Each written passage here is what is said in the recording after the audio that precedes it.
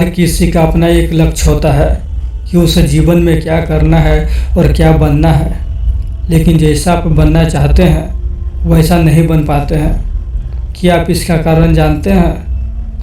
जीवन में हर व्यक्ति सफल बनना चाहता है, लेकिन सफल बनने के लिए आपको अच्छे विचारों को अपनाने की ज़रूरत है।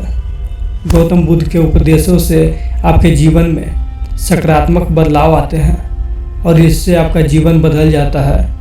यही कारण है कि बुद्ध के विचारों को सुखी जीवन का सूत्र कहा जाता है। सफल बनने के लिए हर व्यक्ति का अपना एक लक्ष्य पहले से ही निर्धारित होता है और उसी के अनुरूप काम करता है। लेकिन कई बार ऐसा होता है कि आप जो बनना चाहते हैं वैसा नहीं बन पाते हैं। कुछ लोग इसे लेकर यह मान लेते हैं कि शायद उनकी किस्मत में ही यही लिखा होगा, तो वही कुछ लोग अपनी किस्मत को खराब कहने लगते हैं और कुछ लोग यह मानकर संतुष्ट हो जाते हैं कि शायद वो इसे रिजर्व ही नहीं करते थे। लेकिन इसका असली कारण कुछ और ही होता है। गौतम बुद्ध की इस कहानी से जानते हैं इसका क्या कारण है। एक बार गौतम बुद्ध को एक सभा में उपदेश देना था। सभा में करीब 100 से ज़्यादा लोग उपस्थित थे और उनका इंतजार कर रहे थे। गौतम बुद्ध आए लेकिन बिना कुछ कहे ही चले गए। बुद्ध का ऐसा व्यवहार देख सभी सभा हैरान हो गए, लेकिन किसी ने उनसे कुछ कहा नहीं। अगले दिन फिर से सभा का आयोजन हुआ, लेकिन आज सभा में उपस्थित लोगों की संख्या घटकर 80 हो गई। आज भी बुद्ध ने ऐसा ही किया। वे सभा में आए लेकिन बिना कुछ बोले चले गए। आज भी लोग हैरान हुए, लेकिन बुद्ध से किसी ने कुछ कहा नहीं। अगले दिन फिर से सभा का आयोजन हुआ और लोगों की संख्या घटकर 50 हो गई। बुद्ध फिर से सभा में आए और बिना कुछ बोले ही चले गए। आज भी बुद्ध से किसी ने कोई प्रश्न नहीं किया। अगले दिन फिर से सभा का आयोजन हुआ और इस बार लोगों की संख्या केवल 30 थी। आज भी बुद्ध बिना कुछ बोले मुस्कुराकर चले गए। आप कहानी को सुनते हुए इरिटेट हो गए होंगे और सोच रहे होंगे कि आखिर बुद्ध को कुछ बोलना नहीं तो बार बार सभा का आयोजन क्यों हो रहा है।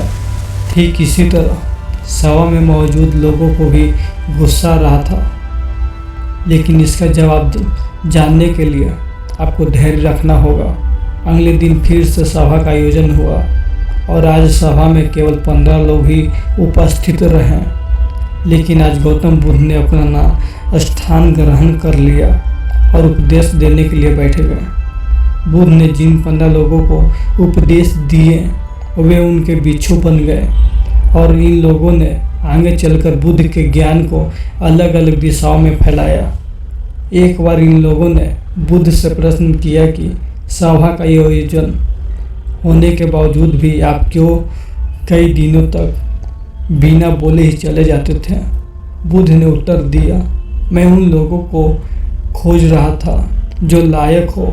सभा के पहले दिन 100 से भी ज़्यादा लोग आए थे, लेकिन उनमें से ज़्यादातर लोगों को मेरे उपदेश से कुछ मतलब नहीं था। इसके बाद जो लोग अगले दिन आए उन्हें भी मेरे उपदेश से कोई मतलब नहीं था। वो तो केवल इसलिए आए थे क्योंकि वो देखना चाहते थे कि आखिर सभा में होता क्या है। लेकिन मुझे ऐसे लोगों की तलाश थी जो मेरे ज्ञान को जन जन तक पहुंचाए। मैं कई दिनों तक इसलिए बिना बोले चला गया क्योंकि मैं यह देखना चाहता था कि आखिर वो कौन लोग हैं जो सच में मेरे उपदेश को सुनना चाहते हैं और जिन्हें वास्तव में ज्ञान पाने की प्यास थी। ऐसे लोग ही रोज आए।